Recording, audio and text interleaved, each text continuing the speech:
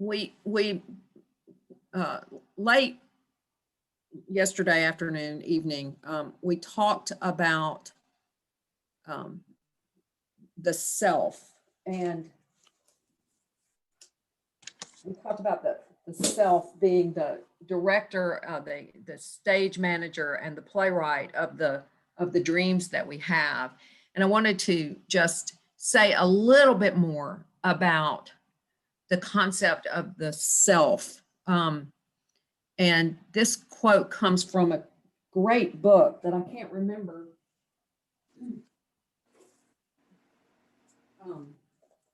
I cannot remember if I put it on the book list or not, but it's, well, y'all can't see it because I'm on screen share, but it's called a very short introduction. And this is the idea of what the self is. The architect and the builder of the dynamic structure which supports our psychic existence throughout life. In other words, God. This is, it transcends the ego and inheres the age-old capacities of the species. Its goal is wholeness. We can experience it as a profound mystery, a secret resource, or a manifestation of God within. Now, the self is, or God is the author of our dreams. And as the stage manager and the playwright, in most of our dreams, if we look, we can find where God is peeking out from behind the backstage curtain, so to speak. There are certain things to look for in our dreams that signal this, and these are universal, age-old symbols of the divine, and they get repeated throughout time in our symbolic systems, and this is true around the world. And there are three things that you can look for in each of your dreams, and sometimes they'll be glaringly obvious, and sometimes they'll just be a little hint of this. And the three things to look for, let's see, where am I going to put this? The three things to look for are, hang on. Let's see if I can make this happen. No, the three things to look for are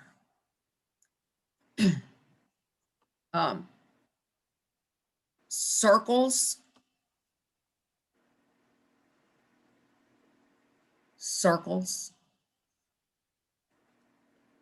centers, and anything that comes in fours or a quaternity. Circles, centers, and fours. This picture is of a stained glass window, commonly known as a rose window, that our local glass artisans here called Pearl River Glass. They do a lot of stained glass work for churches, and they made this beautiful window that you see here. And so it combines those three elements: circles, centers, and the quaternity, or four. And that's what you look for in your dreams. And they can come in all manner of ways. In Sonia's dream that we just heard, we heard about a cup and finding the right cup. That was a circle. That was a that's a circle. In other dreams, you might hear about going through a center door or standing in the middle of a room or a round table in the middle of a room, for instance. Circles and centers appear like that. The number 4, when things arrive in 4s, in quaternities, it is significant. In my dream that I shared with you about the driving in the car with my father and my mother and my brother in the back seat, the 4 of us made a perfect quaternity. My father and I, masculine and feminine, in the front seat, and my mother and my brother in the back seat. There's a quaternity. There's 4, a 4. But we also look for a, we also might see something that is supposed to be 4, but it's not, it's 3. For instance, finding 3 quarters in your pocket. Well, 3 quarters is just short of the whole of the dollar, right? And so you pay attention to the 3s and the 4s, or 3 moving to 4. Now, this is a theory of Jung's, and he spent a large amount of his career thinking about 3s of meaning the dynamic movement of the psyche, and the 4 coming to wholeness. The 4 coming to wholeness. And the cross itself suggests the quaternity. But also, this whole thing that we're looking at is a rose window, a stained glass window, but it's also a mandala. And mandalas appear around the world. I mean, a few years ago, the Tibetan monks brought their sand painting mandala to Millsaps College. And if you recall, I don't know if y'all, to Millsaps College in here in Jackson, and they worked on it for a whole week, this intricate sand painting. They worked on it for a whole week. And at the end of it, they blew it all away. It was an astonishing demonstration. But their sand paintings take on this mandala form, as does some of the artwork in the Southwestern Native Americans.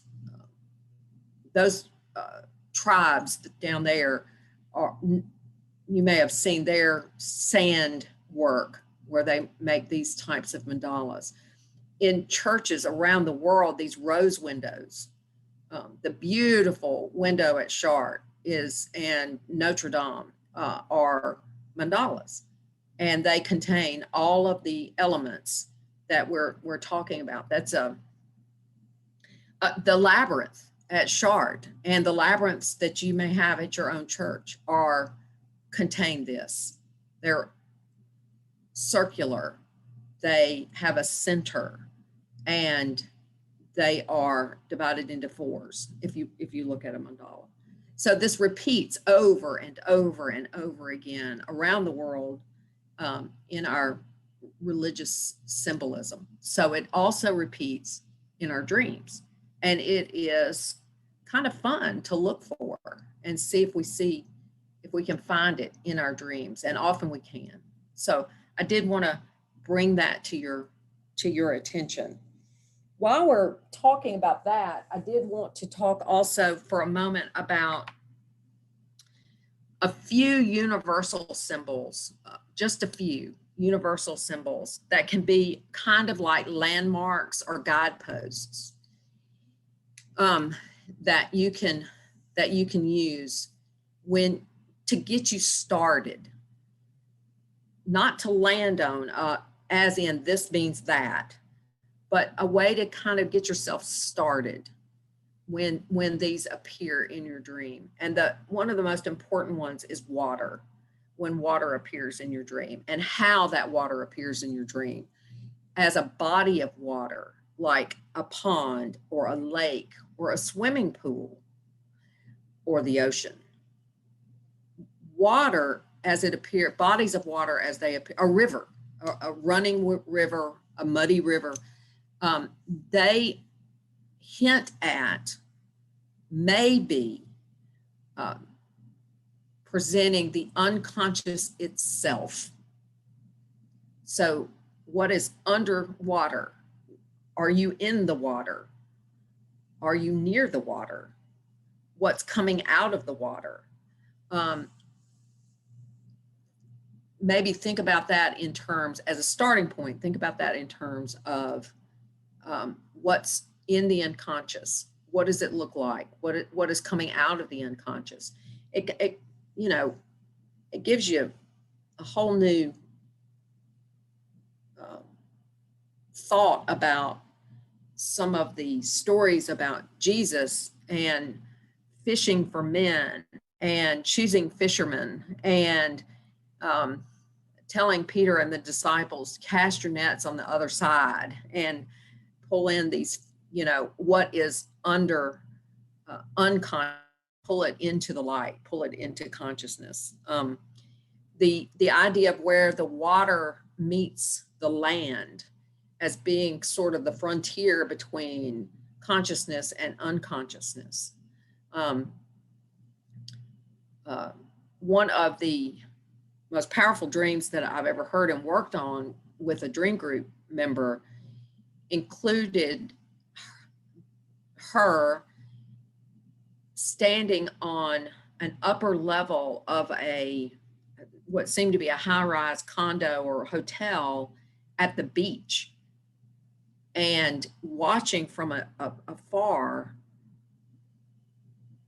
monsters crawling up out of the water onto the beach, large crocodilian, but much bigger than regular alligator type, and thrashing around in the water. And we did some work around that, and there was nothing that was coming to her about what this could possibly be. She didn't feel roiled up. She didn't feel disturbed or anything. So we decided to table her dream and come back to it. And sure enough, about 3 or 4 months later, we revisited her dream because nobody else in the group had one that day. And she said, you know, as a matter of fact, something had been, she had picked up some things in her family that were beginning to concern her and worry her. And they were kind of cooking in the unconscious, so to speak. And only with time did it sort of present itself, and she was able to be conscious of it. The monster, whatever that was, did come into consciousness from some unconscious place. So we were able to do some work around that. So water is as a starting point. Now, that being said, you still have to look at the specific body of water and your relationship to it. Is it a lake that you're very familiar with and have good feelings about? Is it the ocean and it feels too vast and too awesome? Is it muddy, a muddy pond? Is it a clear lake? Is it choppy and waves, or is it still? All of those ideas, all of those possibilities go into what the body of water may mean. But kind of as a starting point, we can think of water as the unconscious, and then start from there and go from there. Another one to think about is we've talked about settings of dreams, but to think about a house. The house itself is sometimes a stand-in for the psyche itself. And sometimes it can be a stand-in for the body. And so a house in some form of disrepair, a starting place is, am I healthy? Am I okay? And if that's true, then you move on to maybe something else. Our dreams can alert us to physical problems before we have manifest symptoms. There's a trying to remember the title of this book, and if anybody wants it, I can give it to you. There is a book that's been written in the past 3 years by a radiologist, and a radiologist who works with oncology and does a lot of breast mammograms and things like that. And he wrote a book of his experiences with women who dreamed an early symptom of breast cancer or some other breast problem, and it drove them to seek medical attention even when they were asymptomatic or seemed to be asymptomatic. And it was one of the most fascinating books I ever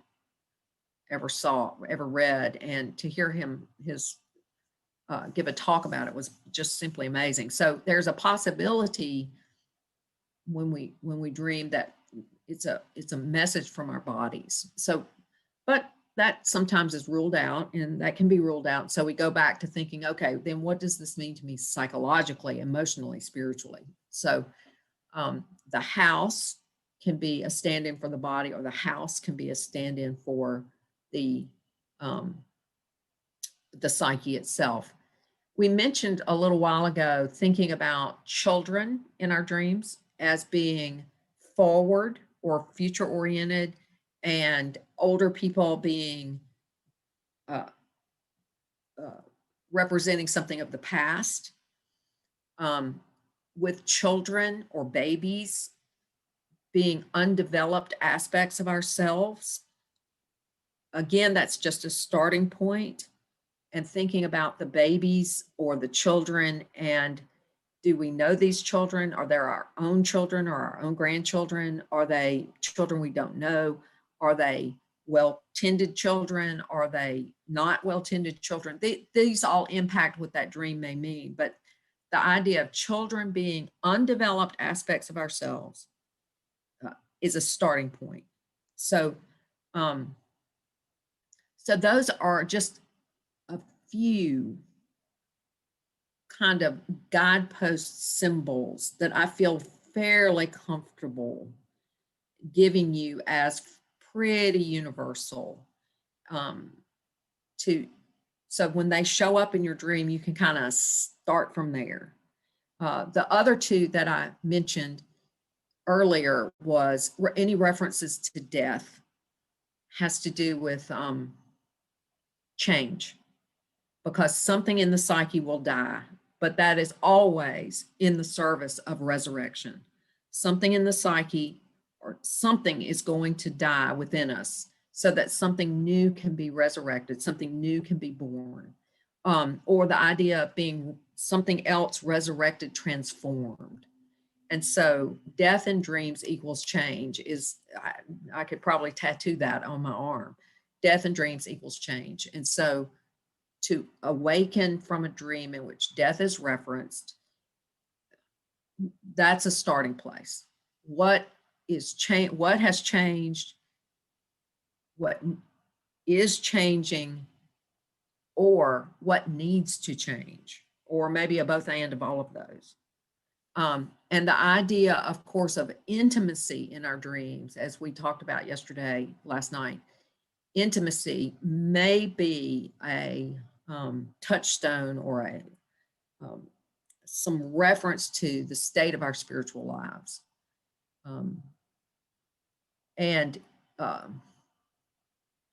So I wanted to say those things to you before we went on to the next thing that I'm going to present to you, and that is the safe way to do group dream work.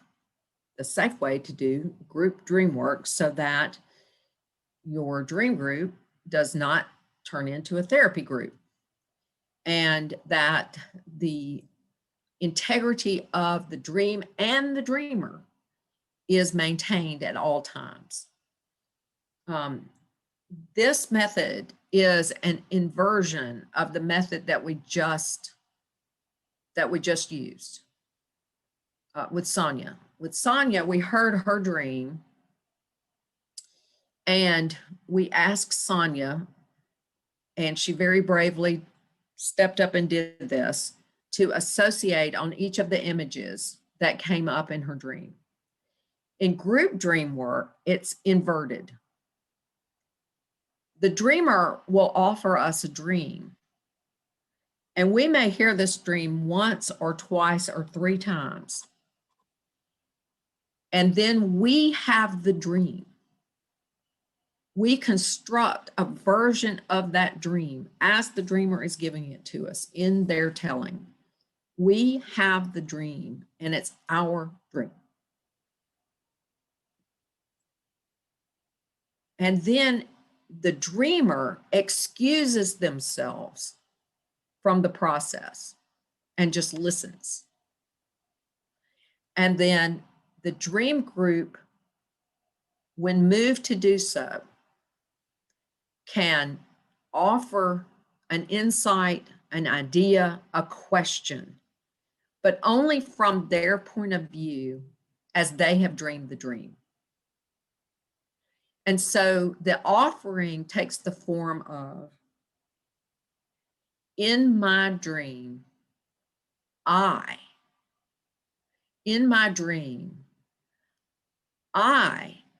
am picking up the trash. In my dream, I am looking for a cup. In my dream, I encounter these people. In my dream, I feel this way. And so it really does become our own dream that we are commenting on. And the dreamer is listening and taking note of only that which strikes something in the dreamer. The dreamer is hearing the offerings and taking it in and taking note of that, those aspects that are meaningful to them. Okay. Then when that process kind of winds itself down, and it can last only a few moments, 10, 15 minutes, it can last a long time. When that process kind of winds itself down, the dreamer then is invited to comment in any way that the dreamer would like to comment on that process. The dreamer is free to say anything they would like to say, like, you hit the nail on the head, this is what's going on with me. The dreamer is also free to say, thank you very much. You have given me a lot to think about, and stop, because it is their dream. Then each person who has participated in that process may also offer a comment on what the process meant to them. This has been,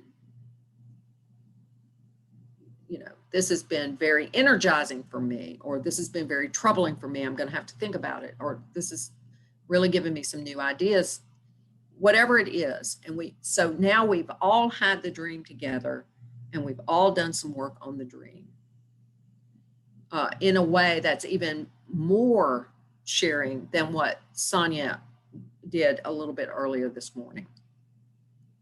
So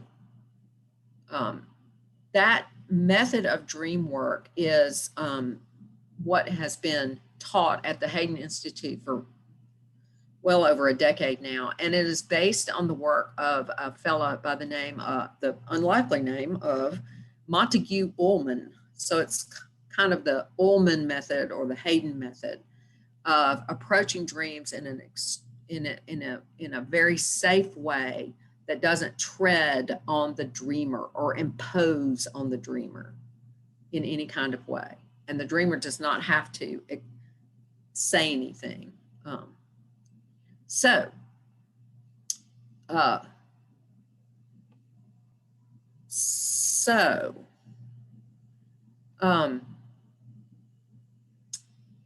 Would y'all be up for giving that a try today?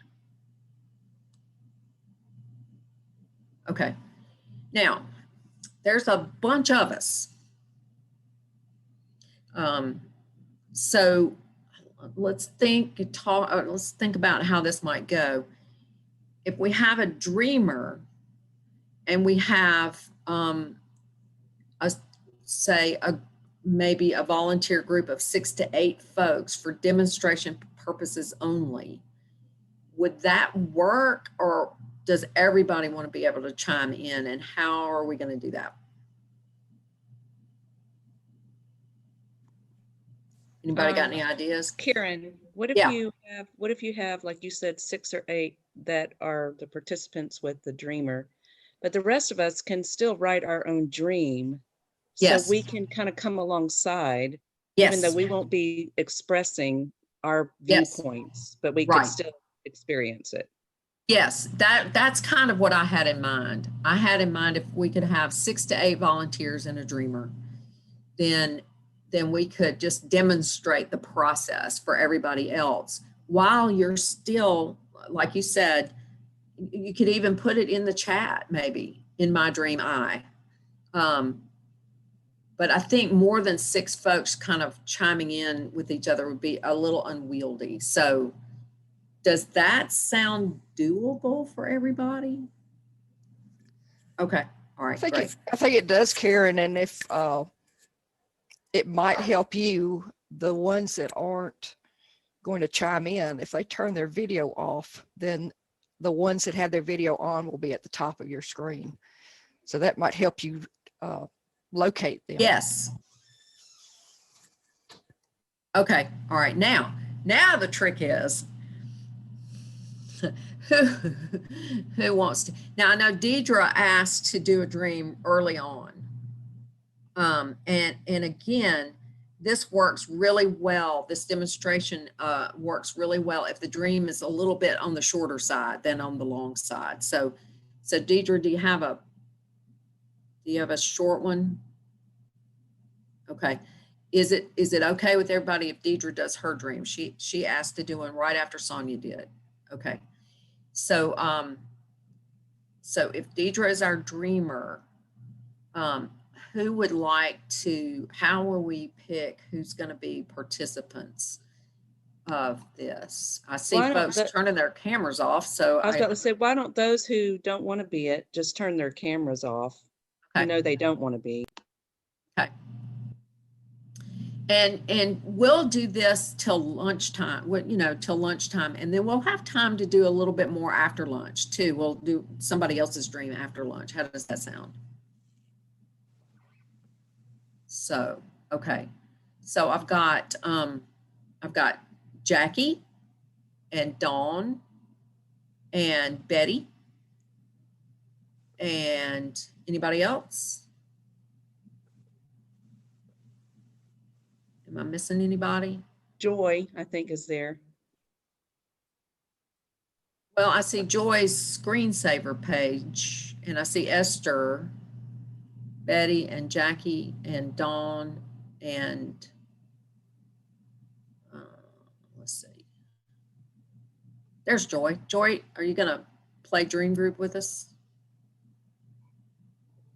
So those of you who want to participate, if you'll stay on mute for a minute until Deirdre tells us her dream, and it's okay to make notes because I won't be doing this, so it's okay for us to make notes, and I'm gonna join in too. So Deirdre, if you'll tell us your dream, and Deirdre's going to tell us her dream in probably 2 or 3 times, and we will have the opportunity to ask her clarifying questions only. And what I mean by that is, in the reporting of the dream, if there is a fact that we need from her, we're going to ask for that. We're not going to ask for any associations that she may have or how she feels about it. We're going to ask, what color was it? What was the shape of the room? That's all we're going to ask. Does that make sense? Clarifying questions, just the facts, ma'am. Kind of like who, what, when, where, does that make sense? Everybody good? Okay. So Deirdre, tell us this dream. Okay. I dreamed that my friend Dwayne and I were sitting on a bench in a park on a beautiful sunny day. He asked me if I wanted to go to Bistro Byron's for lunch. I noticed that he was wearing tan shorts and a white t-shirt, and I was wearing a sundress. We had to cross this little creek to go wherever we were headed to. And I was telling him that maybe we should go to the house first and look in the fridge and see if there was food there before we decided if we're going to go to Bistro Byron's. When we walked across this little creek, he was holding my hand, but he tripped and he fell into the water. He was laughing so hard when he fell, and I was like trying not to laugh, like I didn't want to be making fun of him, but I was stifling it. And he saw that, and he grabbed me by the waist and he plunked me down in the water with him. And in my dream, I woke up laughing out loud. I literally woke up laughing out loud. I was laughing so hard. That's it. Great. Okay. All right. Now, we're going to let Deirdre tell that dream again in just a moment. But in the meantime, if you have a clarifying question for Deirdre, go ahead and ask it now. Go ahead and ask that clarifying question. What was the name of the restaurant again, please? Bistro Byron's. Thank you. And I'll offer this clarification. Dwayne is somebody that I've known for like 30 years. So one exception to the clarifying question rule, when somebody identifiable shows up in the dream, we do get to ask the dreamer for 3 words and 3 words only, adjectives, 3 adjectives that describe that character. So Deirdre, will you give us 3 words that immediately come to mind about Dwayne? Funny. Okay. Compassionate. Giving.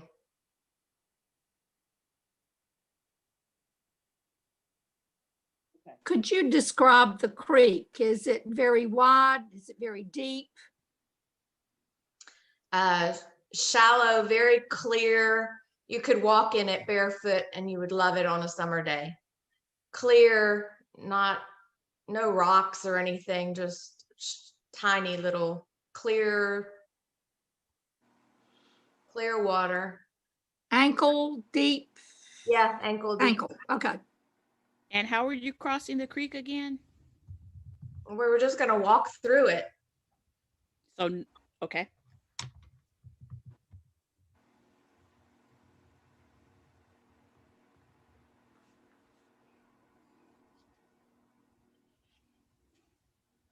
Okay. Any other clarifying questions for Deirdre before she tells us the dream again? Is there any romantic feeling between you and Byron? Darren, Dwayne. Like in real life? In the dream, just in the dream. In the dream. In the dream. Yeah, maybe because I was holding his hand. Okay. When answering the clarifying questions, it sticks to the dream. Okay, gotcha. Yeah. Okay. Okay, I think we're ready to hear the dream again. And now as we hear Deirdre's dream, we're going to start constructing this dream ourselves. Now we're having it. We're having the dream. So whatever picture you can, whatever, however your imagination builds this dream. you start having it with her. Okay, does that make sense? Okay, Deirdre, go ahead. I dreamed that Dwayne and I were sitting on a park bench on a beautiful sunny day in a beautiful park. We were just enjoying the beauty of the day.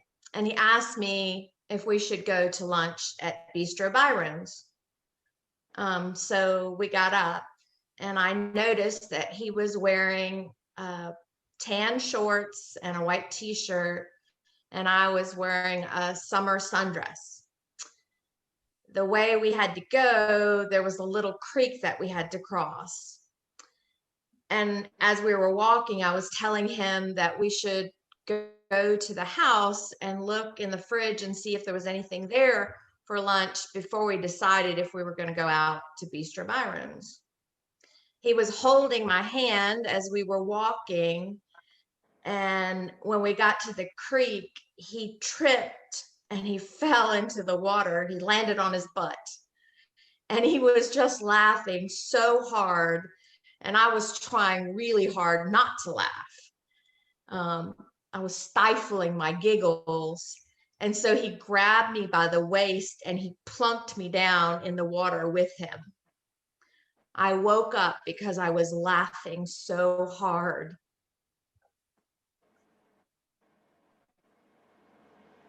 Okay.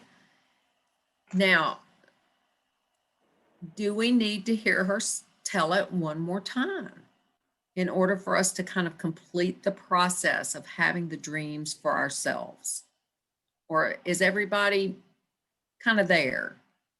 I'd like to hear it one more time, please. Let's do it. Let's hear it one more time, Deirdre. I dreamed that Dwayne and I were sitting outside on a beautiful day on a bench in a beautiful park. And he asked me if I liked to go to Bistro Byron's for lunch with him. He was wearing tan shorts and a white t-shirt, and I was wearing a summer sundress. We got up and we had to cross a little creek, and I was holding his hand, and I was telling him that we should go home and look in the fridge to see if there was food there before we decided if we were going to Bistro Byron's. As I was holding his hand and we walked through the creek, he fell. He tripped on something and fell and landed on his butt right in the water. But he was laughing, just laughing and laughing. And I was trying not to laugh because he was all wet.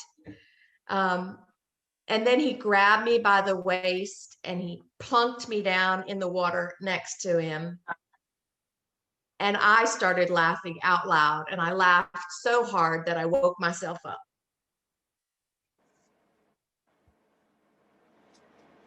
Now, we're going to ask you, Deirdre, to not only put yourself on mute, but if you don't mind turning off your camera.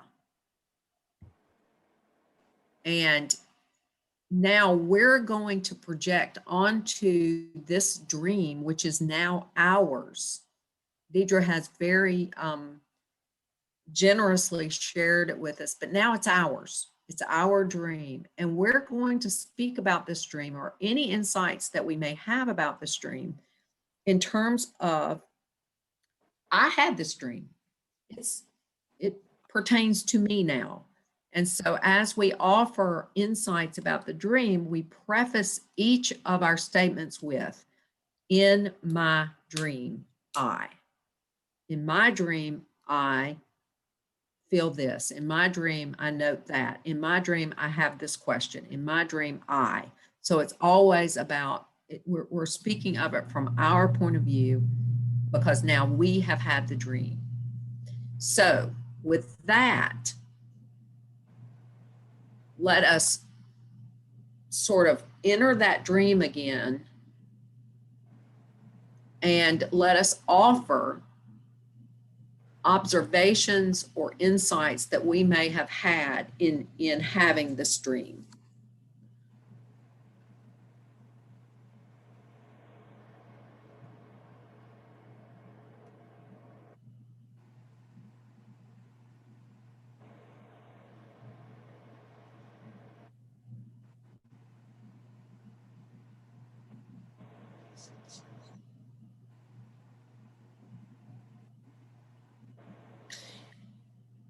in my dream,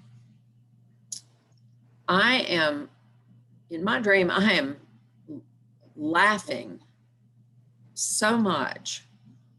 And I am thinking about how much I need some laughter in my life, how much I need laughter in my waking life right now. In my dream, I am so grateful that I've been given this.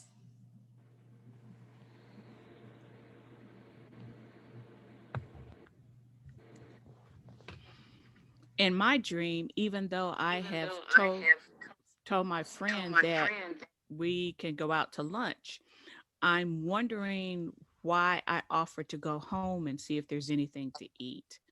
Is there something in me that needs to be tended to? Is there something at home that needs to be tended to?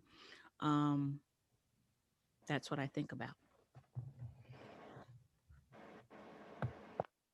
In my dream, I am there with my free, carefree, free spirit that I want to be with, but I'm afraid to jump into the creek and celebrate.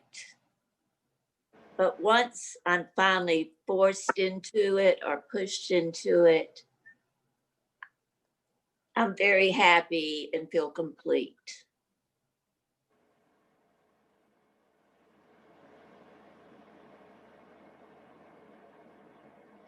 In my dream, I am with a dear friend, a life friend, and we have known each other well for a long time.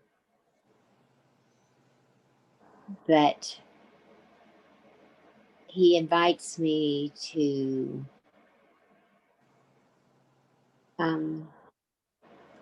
dig deeper with him into spiritual realms. And while we're trying to get there, we both fall into this spiritual realm with great joy.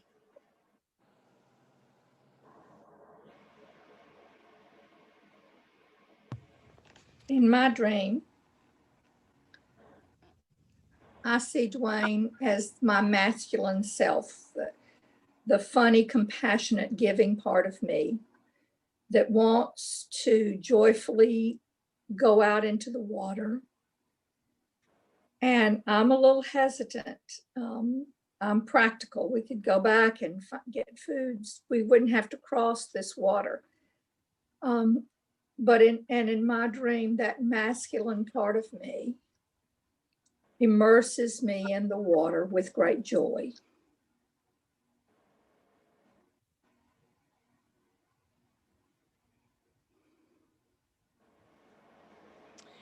In my dream, I wonder what is the significance of my paying close attention to what we were wearing.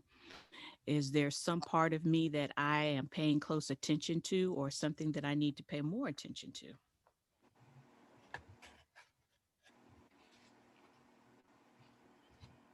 In my dream, I wonder why I keep wanting to go back to the house first. I wonder, is that a sign of, for me, being afraid? In my dream, I'm sitting with an old friend in a beautiful place of rest, wearing comfortable clothes and just enjoying the day. I'm invited by my friend to seek nourishment, to receive and increase my fun in life, my compassion in life, my giving in life. We walk toward a place of nourishment, and we fall into a refreshing stream that is a place of clarity and joy. In a way, I felt like his invitation came from someone who was all wet, and yet it took us to a very happy and joyful place.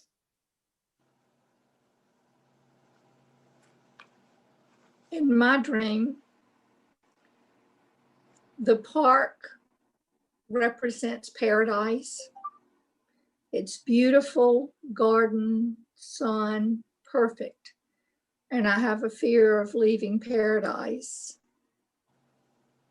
and moving away from that. And the stream represents the border between the Garden of Eden and moving into the world.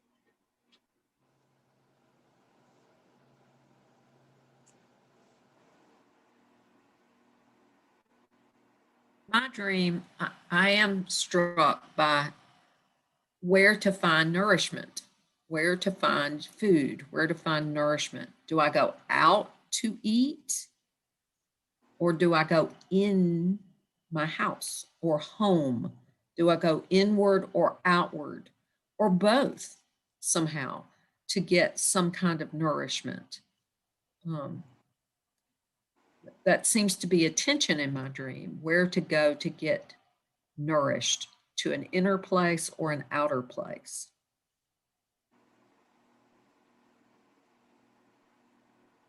And what is the cost if I go out in my dream?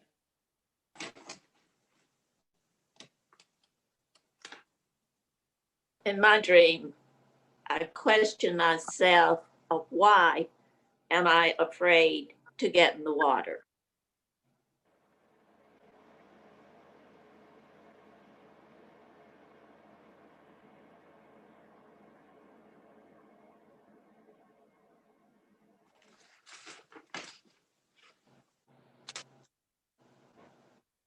In my dream, I realize that we are taking the time to just sit and enjoy the sun and the beauty of the day. And I wonder if there are that I need to stop and pay attention to and enjoy.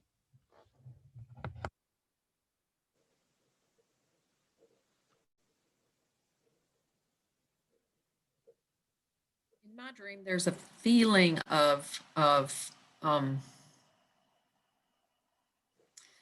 letting go, or letting myself let go. Even as I'm pulled into the creek, I can let go. I can relax. I can be myself. I can be comfortable. Comfortable is the word that keeps coming to me in this my dream. Comfortable clothing, comfortable in kind of letting go of any kind of pretense of any kind, and letting go in laughter. Laughter is a kind of letting go in my dream.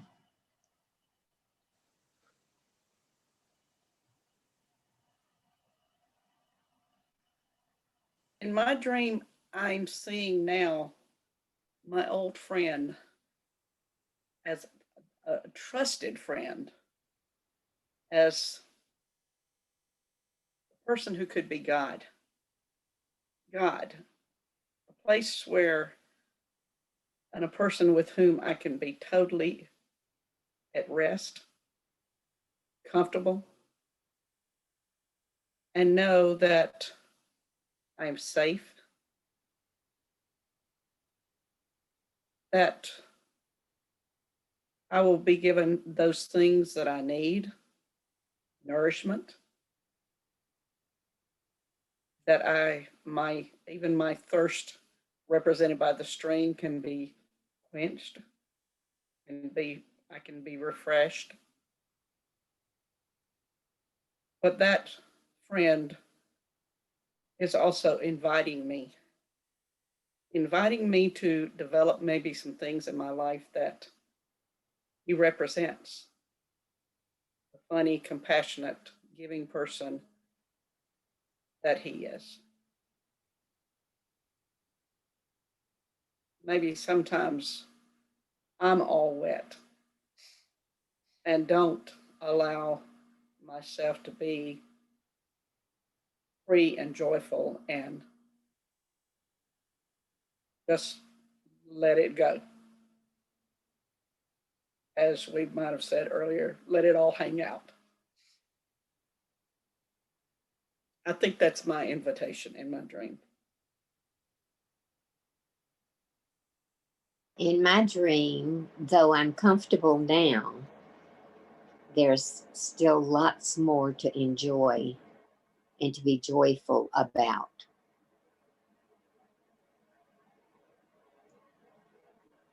In my dream, oh, Go ahead.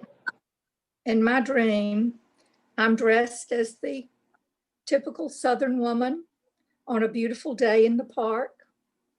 And I want to offer food to my companion because that's what Southern women do.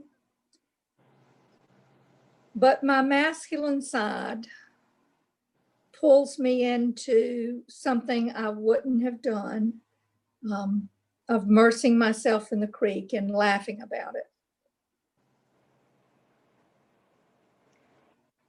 In my dream, my friend who was on the bench with me seems to be the same person that I was when I was 5 years old.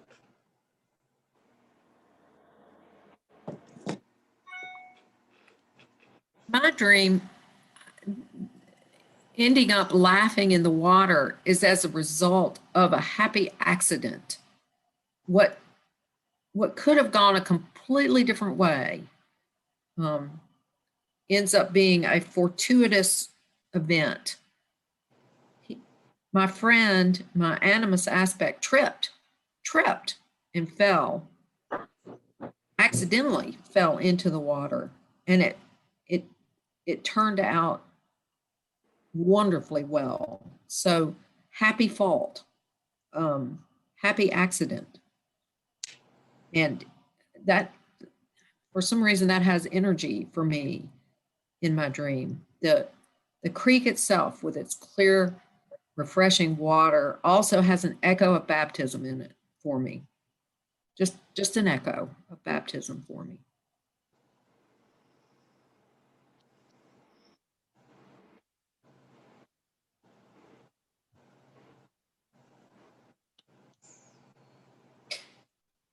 So let's have any last observations or insights or thoughts about this dream?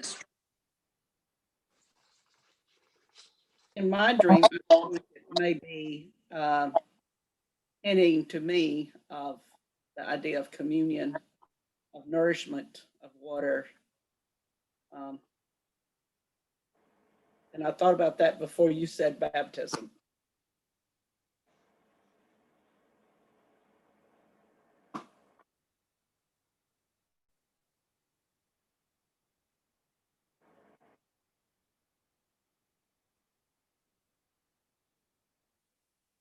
So Deirdre, we'll invite you back.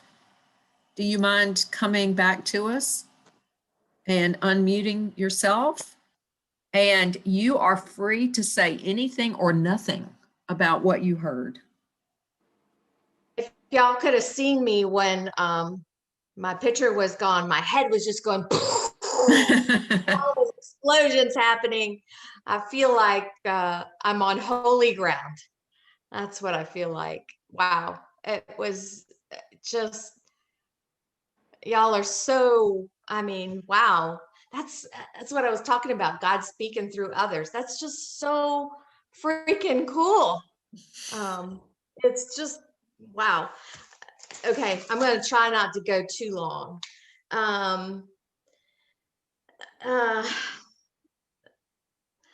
Laughter has been missing in my life.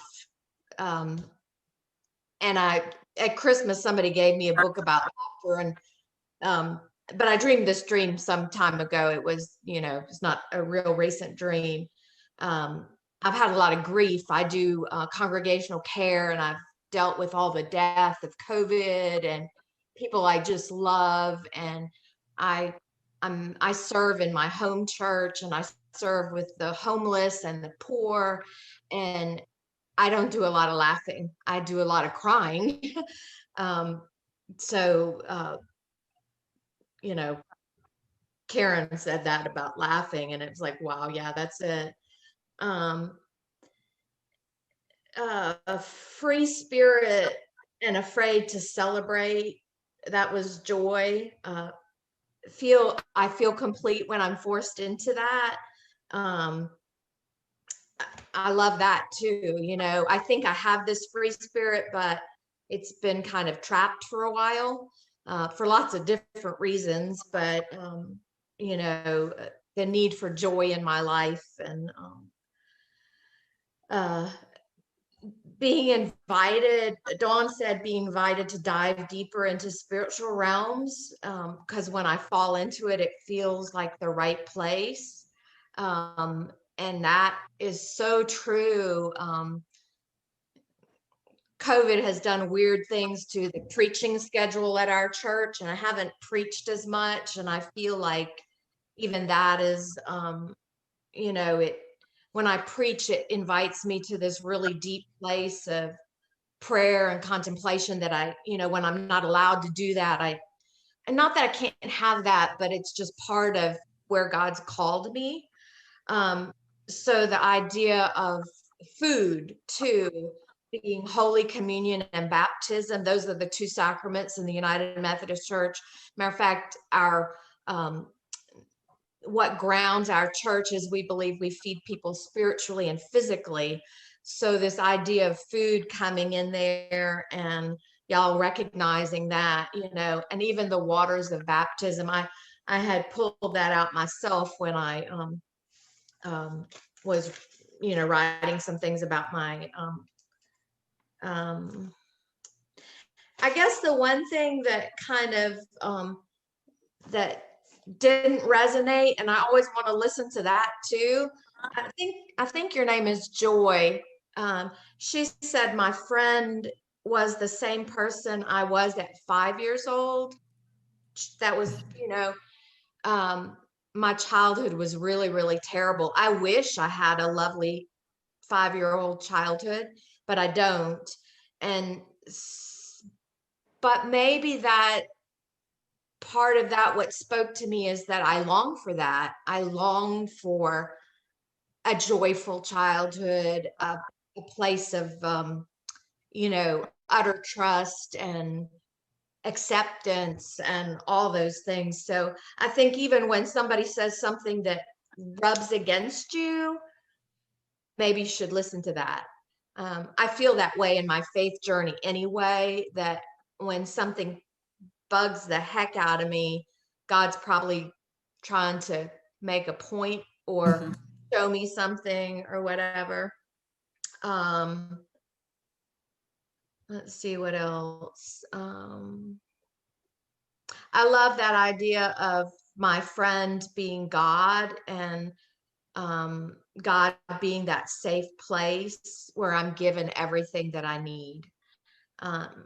And that safe space being an invitation to compassion and joy and laughter. Wow, that's just absolutely beautiful, and I love that.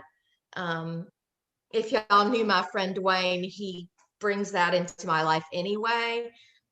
He's always pushing me to be more compassionate, and he would pull me into the creek, and he does. And I love that idea too, that some of his humor draws me to a deeper level of spirituality. I had never really thought about that with him, in my real world. But I love that idea that even humor can be something that I take myself way too seriously. I know that. I've gotten a little bit better. I'm really, really hard on myself. You know, I'm the first one that criticizes everything I do, and I'm trying to move away from that as well. But I think that's, yeah, that was so cool. That was so cool, y'all. That was so cool. Dream group members, y'all did an outstanding job. Yeah, they did. Outstanding job for many people who are new to this work.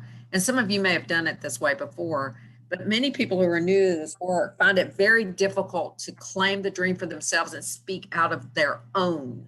But I think everybody did a tremendous job doing that with this dream. And now we've had the dream with you, Deirdre. We've had this lovely, beautiful, joyful dream with you. And we thank you so much for offering it to us today. Dream group, how was that experience for you? Just say a word or two as we prepare for lunch. Dream group participants, did it feel natural, normal? Did you get something out of it? Yes. Yes. Good. Karen, it was very meaningful to me, although I was more familiar with what we had done earlier that you did on the paper. So Yeah. this is a whole new way of looking at it, which just really excites me.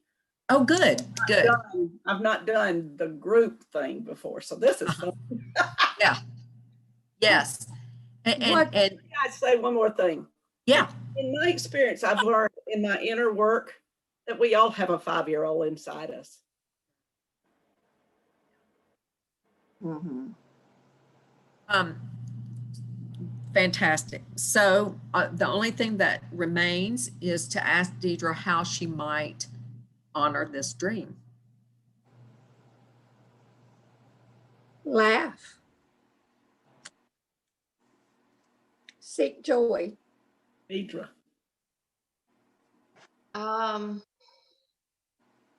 I don't know. I feel like I'm just scratching the surface of all of this, and I wrote so much about it last night, and I don't know. I don't know.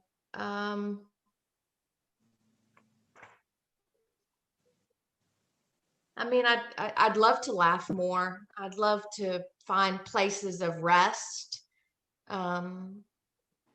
because I struggle with finding rest. I love my work so much, and that's, you know, it's hard being a pastor because you can work yourself right into a grave. But I know that when I do find rest, I come back rejuvenated and with new perspectives and new insights. And I know how important it is.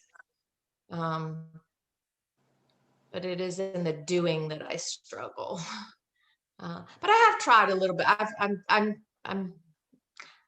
going to try not to beat myself up all the time and say that I rode my bicycle the other day and it was lovely. I drove absolutely nowhere and I put my face in the sun, and I've done a little bit more walking. Like everybody with COVID is shut up and maybe doing more of those kind of things. I've done the opposite. I've done less of those and more work for just a variety of reasons, but maybe I need to find my own rest and the joy that comes with rest. Very good. So, wonderful. Y'all did a great job. I apologize for speaking out. I thought you were asking the dream team. I'm sorry. It's okay. Sorry. So I think we're about ready for lunch now, to take our lunch break. And when we come back, I've got a few more things to share with you. And then if we've got a little bit of time, maybe we can do one more dream.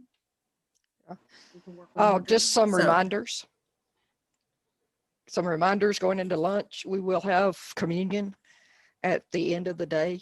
So get your elements together, if you will. There's a communion liturgy and that new form that Karen sent out this morning. So if you need to print those, do so. And I think we're good for lunch. And we're supposed to be back when? 1:30 is when We're we're going to supposed to be back start. when? 1:30 is when we start back. Okay. Enjoy your lunch. And we will have a break between that and communion. Well, that's up to Karen. We Well, may. we're, Do we need to get our bread and juice now is my question. Or communion. Well, Yes. we'll take 5 or 10 minutes before we start communion, just so Okay. everybody can go to the bathroom or grab their Okay. stuff. Grab. Okay. Thank you all.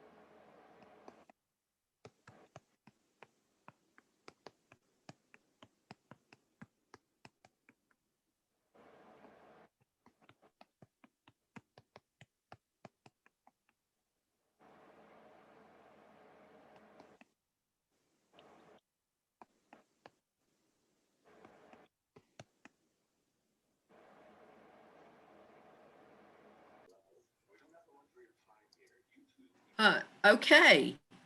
So I hope everybody had a good break. Let's clarify for just a moment our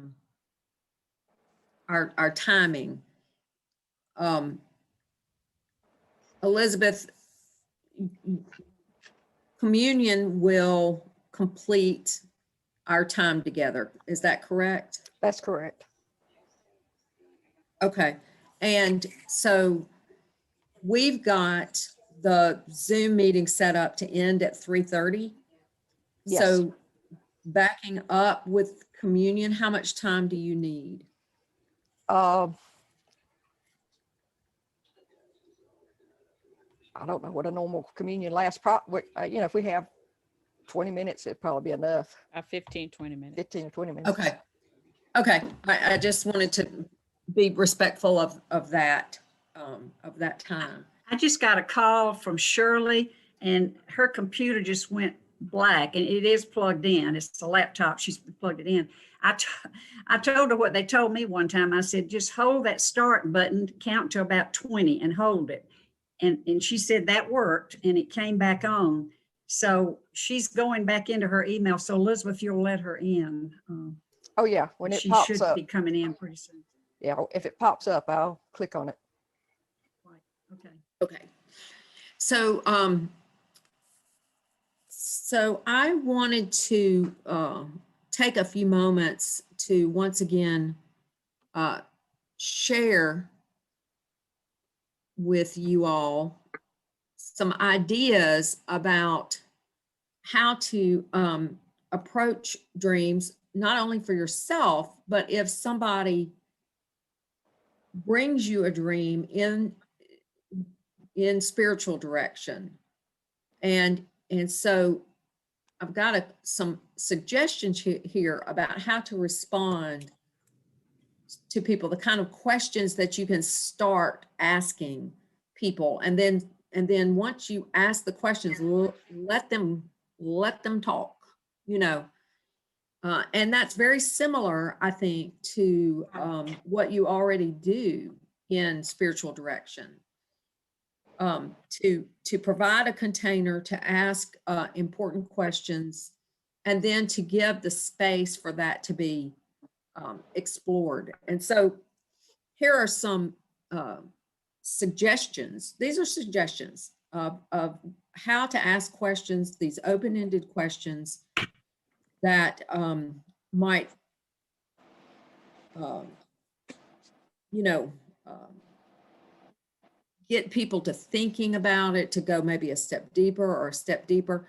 And it's important also to be able to hold in our minds with our own dream work, as well as our directees' dreams, is that nothing has to be buttoned up. Nothing has to, no conclusion has to happen during the course of that hour or the course of that period of time.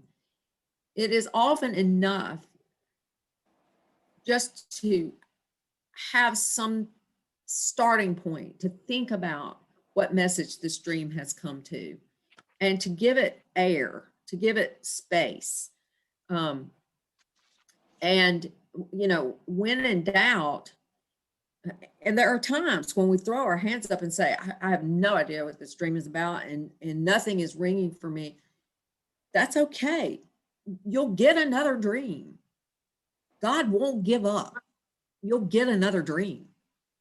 So here are a couple. One starting place would be to ask what the most important element in that dream is. What is the thing that really captured your attention in this dream?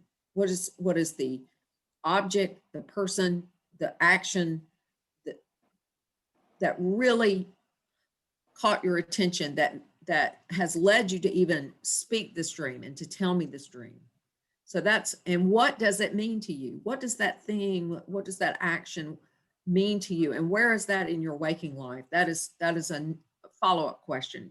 Where do you think that is in your waking life? And to explore the characters in the dream a little bit like we already have. And there's no need to explain, to give a deep explanation of, oh, this is your shadow and this is your animus, or this is your anima, or that's not required. It's just that you can ask questions of, I noticed there's other women in your dream, or there's a woman in your dream, your sister, your mother, your friend. Tell me some of their characteristics. Tell me what they're like. And then you can do the follow-up of, where is that in you? And you can do the same with the opposite gender, and without, necessarily explaining things. you can ask just straight up, what do you think this dream may be commenting on in your life? And it's interesting if it's put that way, if the question is put that way, sometimes a spontaneous spot on answer comes up. And it might be that they hadn't thought about, but when you put it in the terms of what is this dream commenting on about your waking life? Sometimes there's a spontaneous answer to that. Ask about the primary feeling tone in the dream and where that feeling is in waking life. You know, what the primary emotion was anxiety. The primary emotion was sadness. The primary emotion was joy. Where are you finding joy in your waking life? And you can kind of allow that conversation to continue. And then, as we've been doing all morning, to ask what the person might do, something small and symbolic maybe, to honor the dream, or ask the dreamer to journal about the dream as a way just to honor it, to give it its due. And truly, that's enough.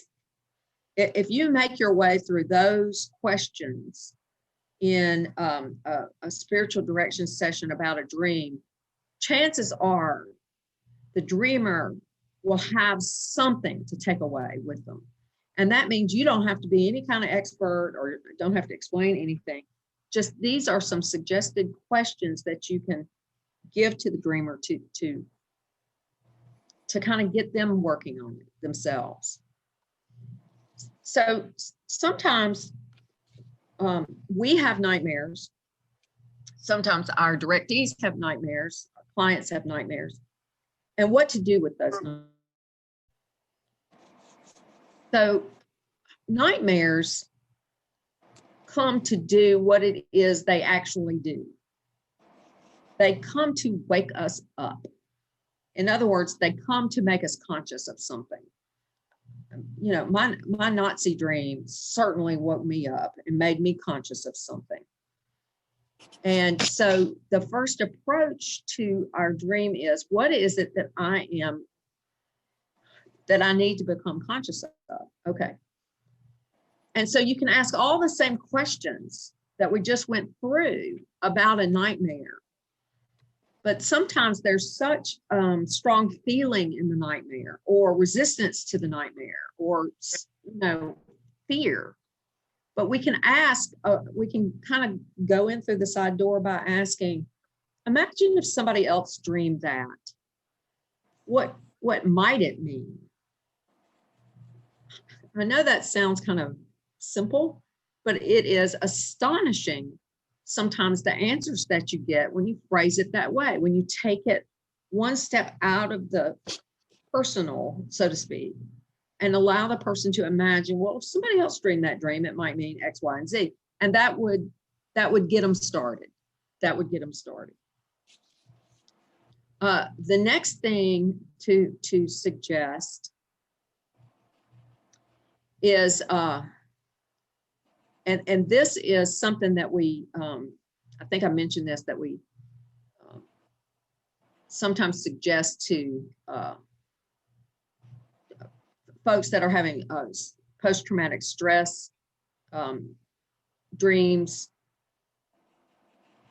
or reliving sometimes their traumatic event in their sleep, which is a little bit different from a dream. It's kind of like a flashback, but in sleep. Or even with slightly older children who have nightmares, you can write down the nightmare as it happened. And that action alone puts it a little bit at arm's length. It gets it out of here and onto a piece of paper where you can look at it. Write down the nightmare as completely as possible as it happened. But then you get to make up what happens next and how it resolves. In other words, give it a new ending. Give the nightmare a new ending. So an example might be something along the lines of dreaming of being in a say on the roof of a tall building, and somebody is coming at me and I'm afraid and I'm about to get pushed off the ledge, and I wake up in terror and my heart is just pounding. So I would write down that dream exactly as I had it. And because it's a dream, and because dreams don't always obey the laws of physics, then I can make up, yes, I got pushed off of the building, but I had a parachute on my back and I pulled the ripcord and I landed safely. Or yes, I got pushed off the building and Superman came and rescued me. Or yes, the person came at me and tried to push me off the building, but I was able to just step aside and get away. Anything that your imagination gives you, and you write that down as the new ending, and then see how your next dream responds. But giving a nightmare a new ending is a way to cope with the disturbing imagery of a nightmare. And you can resolve it any way you like, any way you like. That is a form of what is called active imagination. Active imagination is in waking conscious state, going back into the dream in some kind of way and working with it a little bit, working with an image, working with the action of the dream. And that's a good example of that, to write down that dream and then give it a new ending. That also works nicely with dreams that when you wake up, they aren't necessarily nightmares, but they seem unresolved.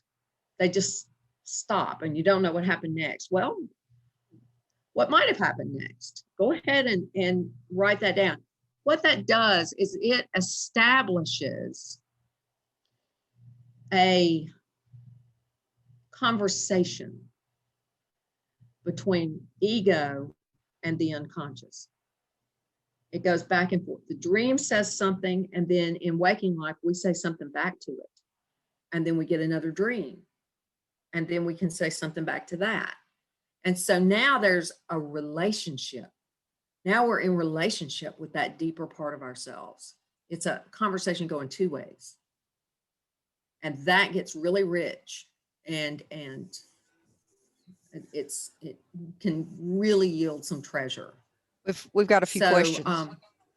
Oh, good. Okay. Let's see. What questions Go can ahead. we ask young children who are having nightmares? I think the best thing the best approach to children is to allow them to tell you the nightmare and ask for the details. Well, what color was the monster? Well, what happened next? Well, how big was he? Show me. And then, and I think I mentioned this before, ask the child to draw something from the dream. Can you draw me a picture of the monster so I can recognize him too? Or whatever.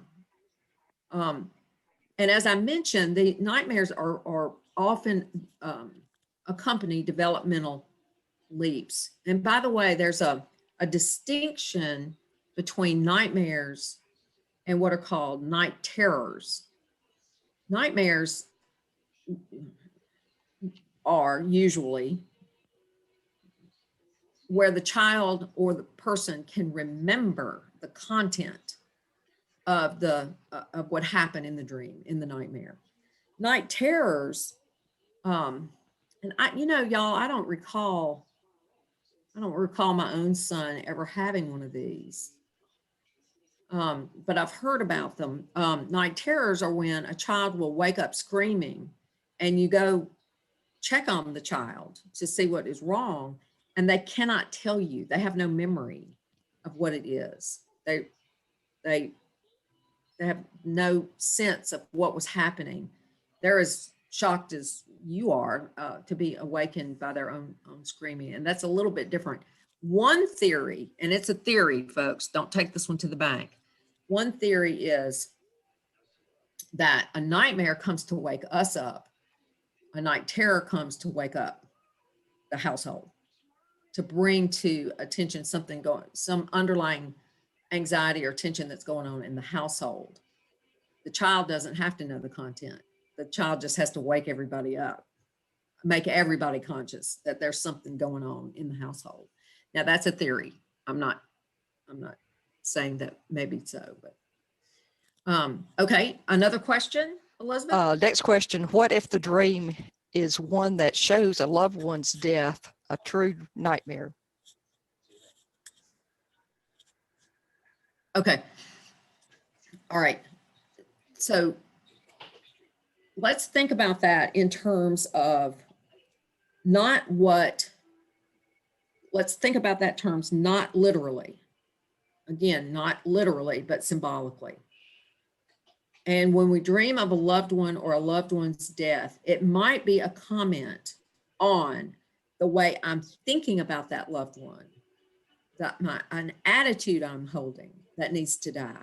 It may be pointing to something in our relationship with one another that needs to change. Remember, death and dreams equals change. Something needs to change in relationship, perhaps, with that person. And depending on how that might manifest, or it may even be pointing to an aspect of myself that I have in common with that person that needs to change. Something needs to change.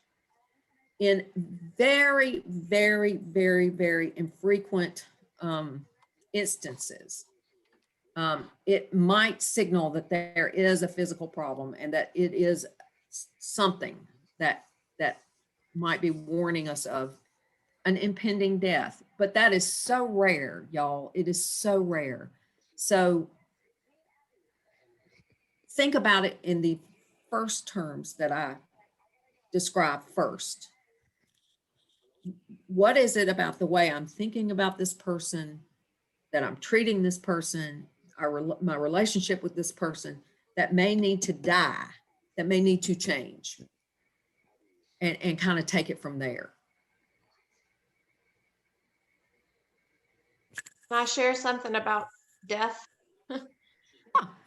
My mom died very tragically. She dropped dead on my kitchen table in real life while she was watching my 3 small children. And I had a lot of struggle with that and depression. And I used to think if I could just dream about my mother, I could have closure and a dream. I begged God to send me some kind of dream. And about 2 or maybe even 3 years after she died, I finally dreamed about her. And in the dream, we were in the kitchen, we were cooking, the kids were little again. And it was like, and I mean, we were baking bread, things that we would have normally, it was like a normal, we would have done. And I sort of took that dream as a gift because I realized at that point that there wasn't really a lot of unresolved things that I would have been able to go back and do with her or for her or to her or, whatever. And I'm rethinking that dream even now as that not being my mother. Actually, for a long time, I just thought that was a gift. It was my mother. It was a dream of my mother. But if I think of it in terms of my own relationship, it kind of gives me a sense of peace too, to know that, that there wasn't unresolved business that I have to take care of with my mother. Even the good unresolved, my mother knew that I loved her. I didn't have to tell her one more time because she was aware, and anyway, so I don't know about people. I have people coming to my office talking about if they've lost a spouse in particular, having a dream about that spouse, or, wanting to do unfinished business, if you will, in a dream. But I'm seeing it in a different way. It's almost like the dream can help you to finish the business. Exactly. And that it's kind of a special subset of dreams that that I refer to as grief dreams, that we sometimes process our grief over not just the death of a loved one, but any loss, any kind of loss, the loss of a job, or the loss of a home, or the loss of a relationship. We do process, we have grief dreams. And in the case of folks who have died and dreaming of them, our grief dreams, if we dream about them, if we dream about the person who has died, that can provide for us a little bit of a indication of where we are in our own grief. And you may have heard of people who have had dreams of their loved one who has died, and they appear in the dream just fine. They're okay. They're perfectly okay. And in a way, that means that the dreamer is okay. The dreamer is okay.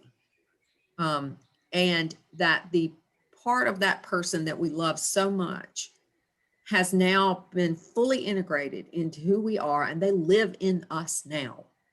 And we just carry them with us, and they're fine. And so, and I will say, I have heard enough, and I have actually experienced one of those marvelous dreams where a loved one who has died, in my case, it was my grandmother, a loved one who has died reappears, and they are so vibrantly alive in the dream. They're more alive than they were in waking life. My grandmother appeared cheeks rosy and hair gleaming and wearing a dress that I was familiar with, and very like her, eating an ice cream cone. She loved ice cream. And it was just dazzling. And I will never dismiss the idea that we do have visitations. We might have visitations. I'm not going to rule that out. There's stuff in the world we don't understand. Karen, yes. Karen, may I interrupt? This is Yeah. Shirley Jordan. Please ask Elizabeth to put me back on. My computer went out completely. I'm sorry. You are supposed to be on. Ask her to put me back on. I We think see- I am on. Okay. Yes, you I are. See can't you, mute. Shirley. Yes. Could you mute me, please? Yes, I can. I can't mute. You are muted. And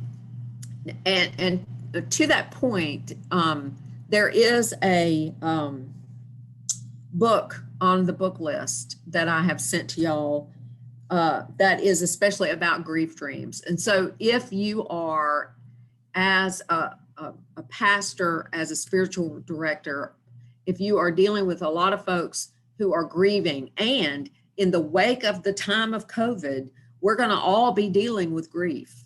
We have had losses.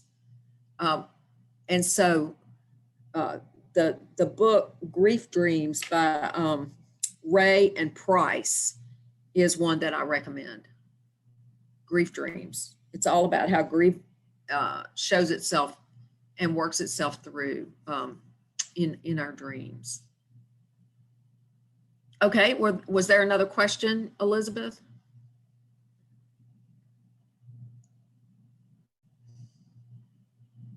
Sorry, I muted myself. What about flying in dreams? Okay. Again, I'm going to put all the caveats around it. whatever flying in dreams means to you is what flying in dreams mean. And I'm taking that dream to mean flying without benefit of Sonia's plane, just flying. But here's a couple of ways to think about it, and it depends on your particular details, what's happening in the dream at the point that you are flying. But there's a both and way to think about flying, and one is the idea of being able to transcend something. Do I need to rise up and have a different viewpoint, a different perspective? Do I need to rise above this situation in my waking life? Something along those lines. Does it have a feeling of escape? I am up to my elbows in alligators and I am just out of here. And maybe you need to escape. Or are you escaping something that you do need to face? I mean, you can see where it can go both ways. For a lot of people, flying is a very happy dream. It's kind of a dream of affirmation where they can see vistas and, beautiful scenery in it.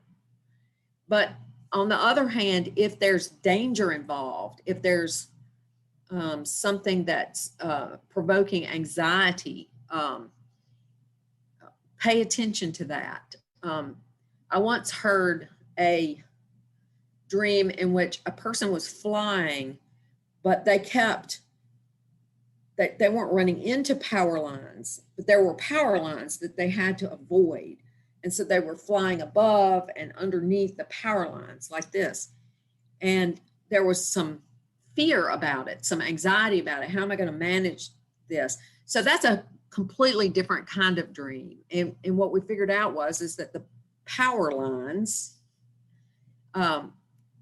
did have something to do with a feeling of personal power and navigating their personal, their feeling of being powerful or powerless. It was something along those lines. So it depends on the context of the dream, whether it is a lovely transcendence and seeing things in from a higher perspective, or if it's an escape, or if it's kind of becoming ungrounded, losing touch, not being grounded, kind of pie in the sky, grandiosity, something like that. So it requires discernment on your part if you dream that, and it does make a difference. I don't think I've ever dreamed that myself, but I know people who dream. I mean, I've heard people dream it frequently. Certain people have that dream frequently, and if you follow that, when do you have that dream? Keep up with when that dream comes. You might discover a pattern about that. So I hope that answered the question in full. Okay, one more. Okay. What about dreaming conversations and interactions with family members or friends who have already transitioned, and not necessarily actions from the past, but activity that is current in the life of the person dreaming? Okay. So going back to what I said before, we have incorporated within ourselves some aspect of this loved one who has died, or this acquaintance who has died. We have incorporated, they live on within us. And so they represent an aspect of ourselves now. So if we're having conversations with them in our dream about a current situation, we might wake up and think to ourselves, how would, Aunt Betty approach this problem? Is that how I'm approaching the problem? Is that the best way to approach this problem? How would Aunt Betty handle it? How would Grandpa handle this? what would they think? And you can kind of start there, kind of start with that and see where it takes you.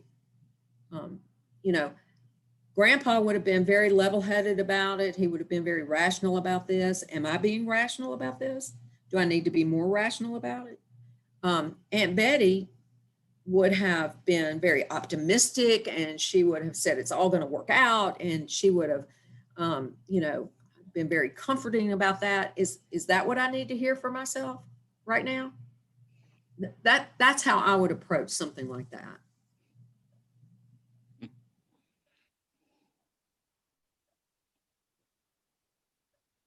Okay, any other questions around that? Okay, let me see here. Okay. Now, earlier today, I had the brainstorm of sending Elizabeth the dream work worksheet that she then in turn emailed to y'all earlier this morning. Okay, so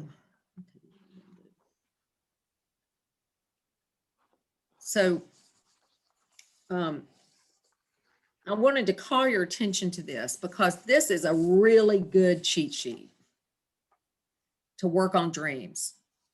And this comes from, I wish I could claim authorship of this, but I must attribute it to my friend, Bob Hoss, Robert Hoss. And Robert Hoss, his book is on the second page of the reading list. His book is entitled Dream Language, and I recommend it. And I think he's co-written a couple more books since then. And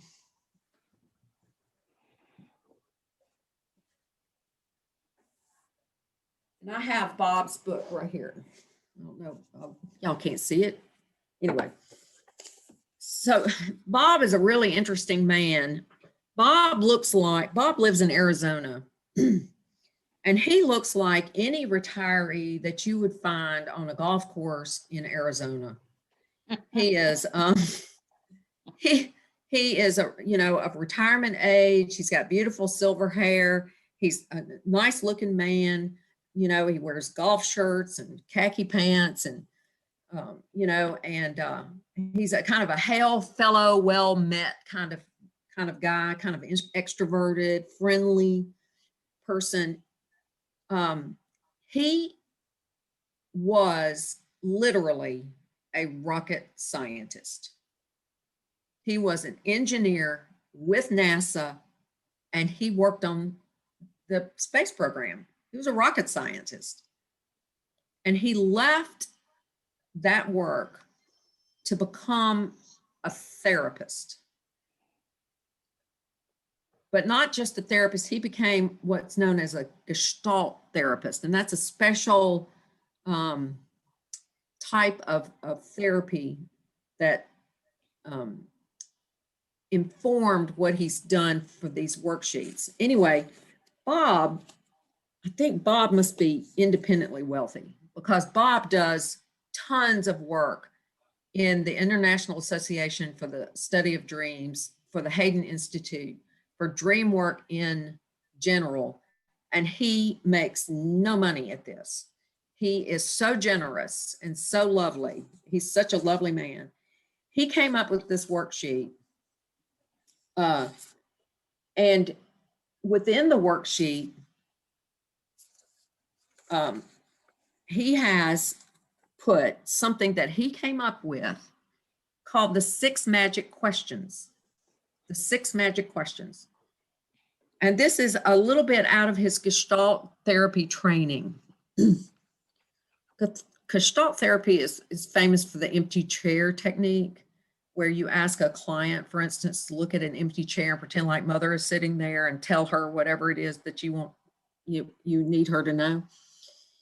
Well, this technique called the 6 magic questions requires the exercise of some imagination as we consider a dream. It requires the ability to remember from childhood how to play Let's Pretend. Let's pretend. And the idea behind the 6 magic questions is this.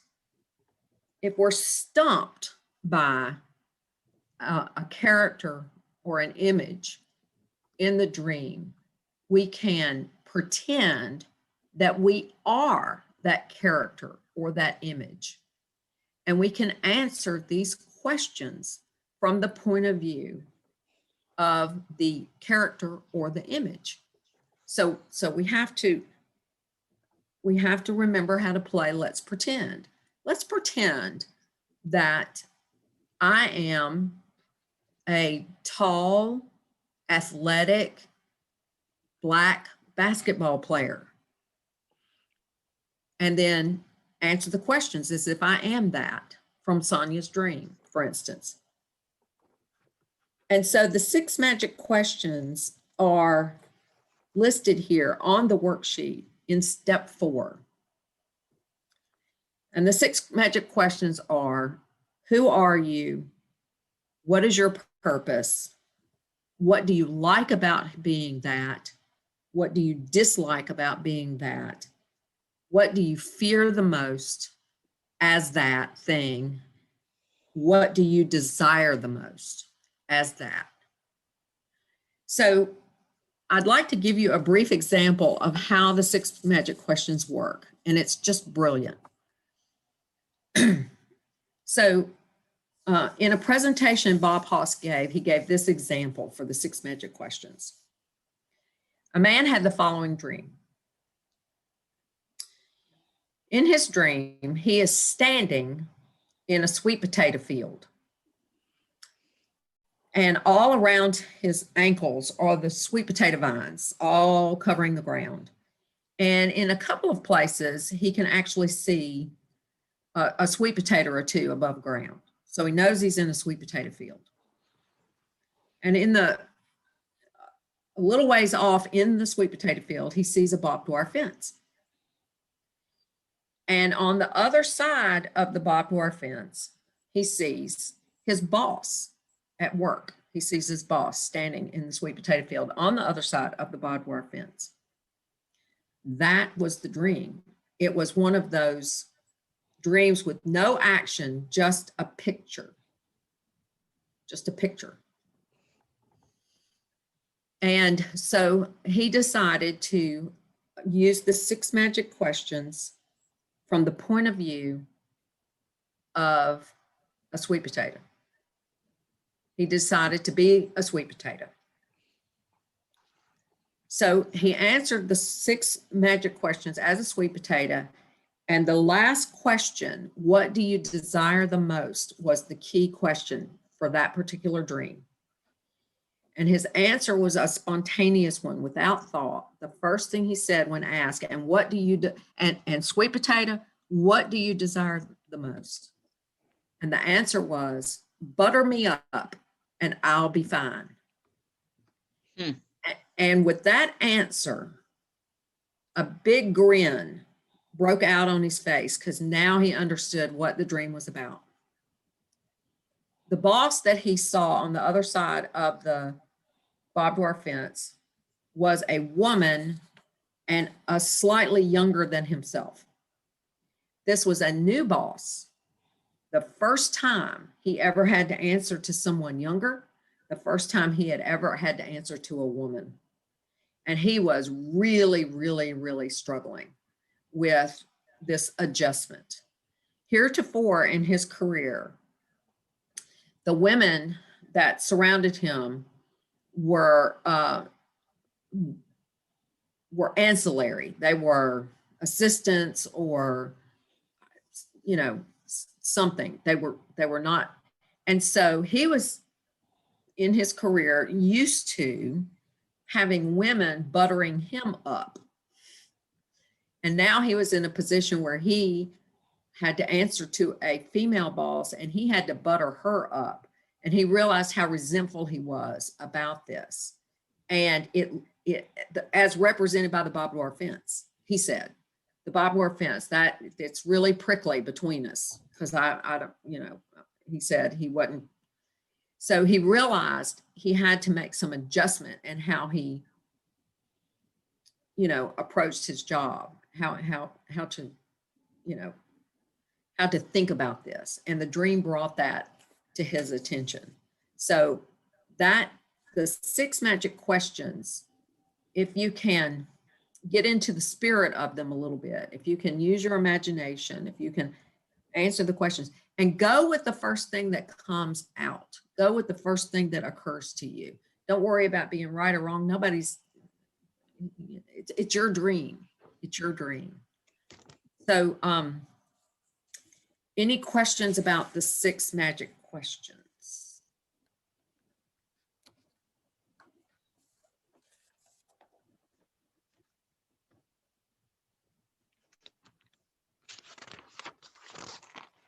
Okay, the great thing about this dream work workshop is, and it got a little bit cut off. No, it didn't. At the bottom is that Bob very generously has allowed me and any one of us, all of us, to make as many copies of this worksheet as you like and to use it for your dreams as you will. So it is a tremendous gift that Bob has shared with us. Okay. Now, I'd like to say a few things about the reading list, about the bibliography. And I'm going to come back to y'all. Okay.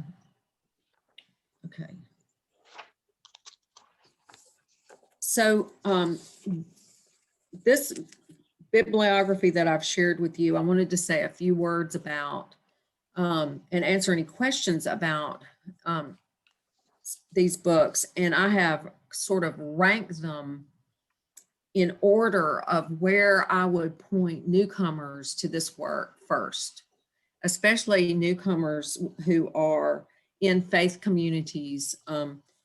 That John Sanford's books are where I would steer anybody, really at any time.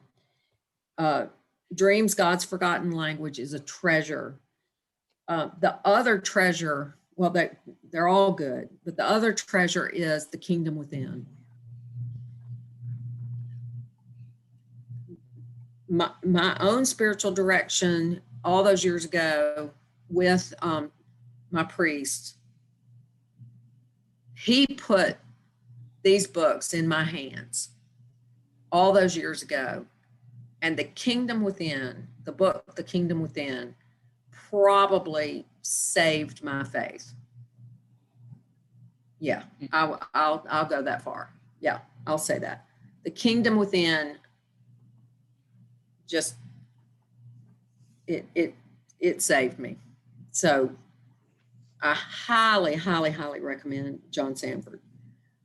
The next fella on the list is Robert Johnson, and his book, Inner Work, is a treasure. It is just a treasure.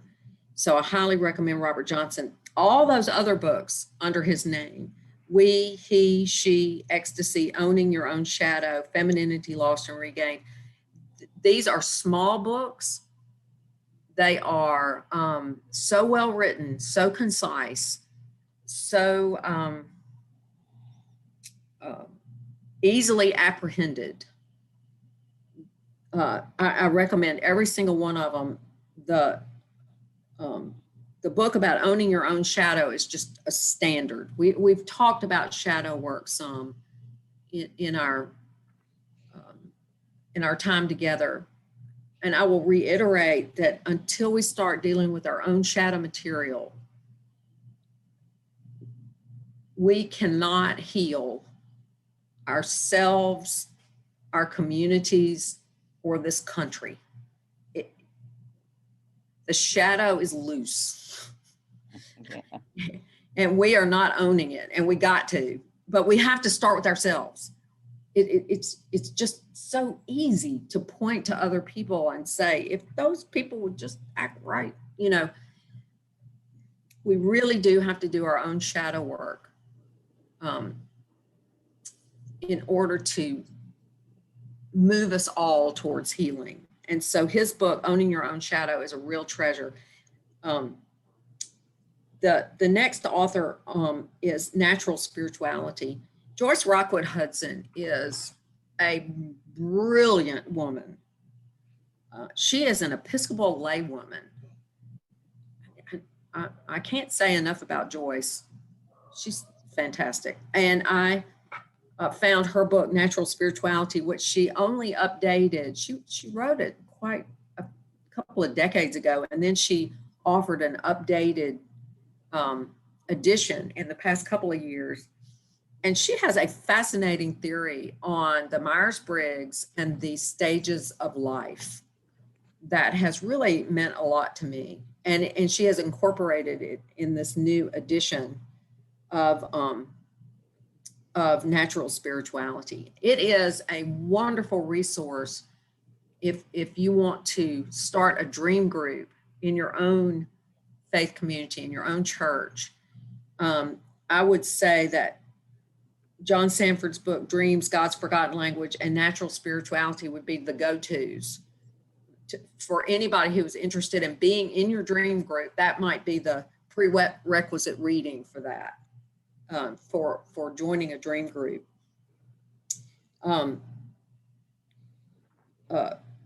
You may, let's see, going down the list a little bit, Jeremy Taylor, Dream Work and Where People Fly and Water Runs Uphill. He's got another book. He like I said, he died a couple of years ago, but he has a up-to-date version of Dream Work that's also out. Jeremy Taylor was a real evangelist. He's the one that was the Unitarian minister. He was a real evangelist for this work and its ability to heal individuals, relationships, communities, and a more creative person I don't think I've ever met. He did not distinguish between a dream journal and a regular journal. In fact, he walked with a giant, it's almost like a scrapbook under his arm all the time. And he was constantly noting his experience, even as he was having it, including his dreams. And so it was seamless, his waking life into his dream life, into his waking life, into his dream life. And he introduced that concept to us that this is all one big experience we're having. They're not bifurcated.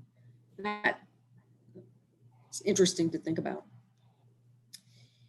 I included in this list all of the books that I've read from the mythologist Joseph Campbell. If any of you are familiar with Joseph Campbell, you know how powerful his work is. Do yourselves a favor. Go hunting on YouTube and find Joseph Campbell's interview with Bill Moyer from the 1980s. It was from the 1980s. It's shortly before he died, like months before Joseph Campbell died. Bill Moyer interviewed him in a series, I think, of six interviews. To listen to them on audio is one thing, but to watch it is something else again. And he highlights that the recurring themes in mythology in our popular culture are also recurring themes in our dreams. It is brilliant. So I remember my husband Jeff and I watched that when it was first out, when it first came on in the 1980s. We were young marrieds, Zach was little. And I remember us sitting there watching that, and both of our mouths were just hanging open. And we would just look at each other, and it had such a profound effect on us. So I really recommend that. the work of Carl Jung himself, of Edward Whitmont, of Edward Edinger, these folks are really tough sledding. They're hard to read, but they're worth it. If you can, you know, I'm not sure my brain would absorb that stuff now, but, you know, 25, 30 years ago, I was sucking that stuff up like a vacuum cleaner, and it's very thought provoking. So I put them on the list. On the other page, the second page of the bibliography includes books about dreams that are more for folks who are maybe therapists. There's a book, Dream Work and Therapy by Clara Hill. She's done a lot of work in that area.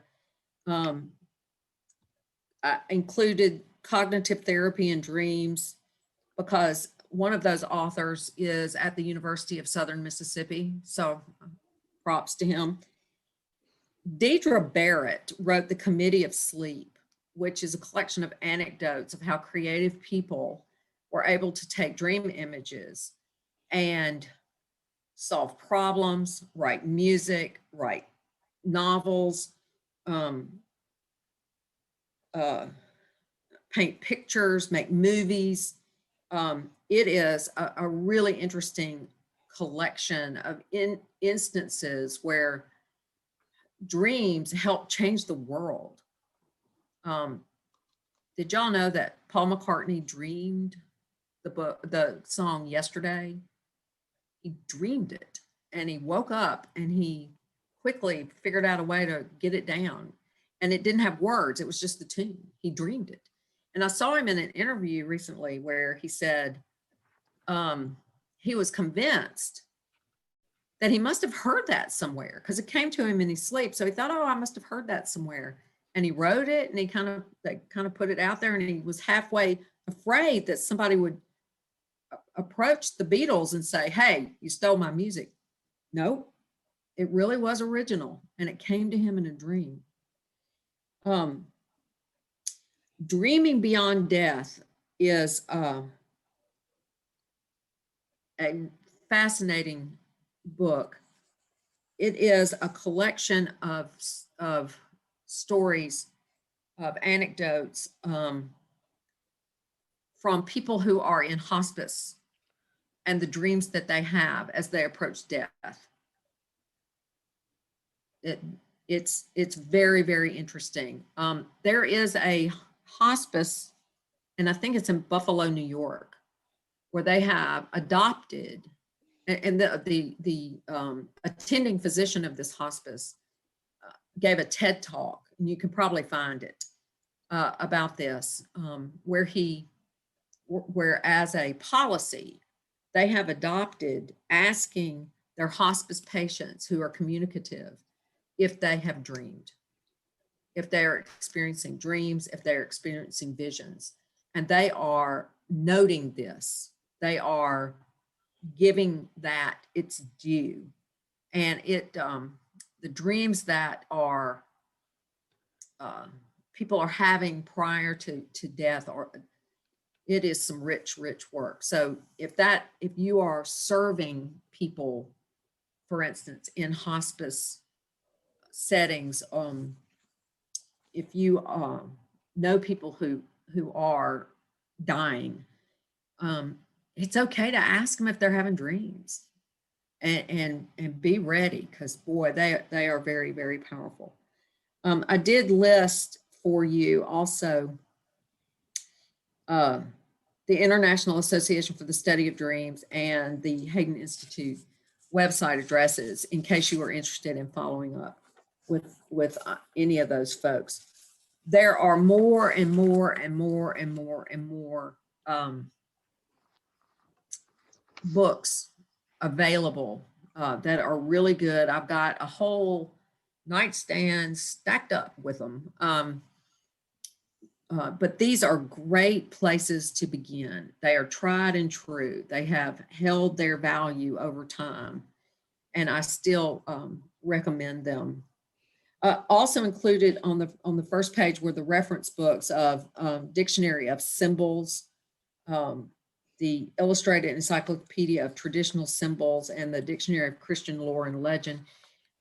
As we've discovered, though, those symbol books need to be kept on the shelf unless they are absolutely necessary to keep going back to what these things mean to you, the dreamer. That's where we really put our emphasis. Oh, okay. I am seeing now the chat, and Kay, correct answer, Kay. The question was, if everything and everybody in the dream is the dreamer, what is the exception? The exception is that numinous dream, that eagle. But isn't there a spark of the divine? And I mean, can't there be a Christ figure in a non-numinous dream? Yes, absolutely. That what I was talking about earlier about the circles, the fours, and the centers are kind of like little hints of that in the background of every dream. Absolutely. So, and these numinous dreams, though, contain some sort of archetype, often archetypal representation of the self. And that eagle was a great example of that. Bigger than life, you know, whoa, got our attention. So yes, that is the answer. Yeah. In other words, everybody and everything in the dream is you, unless God shows up, and then it's God. Okay. So let's see. I think I have finished telling y'all what I'd Karen, like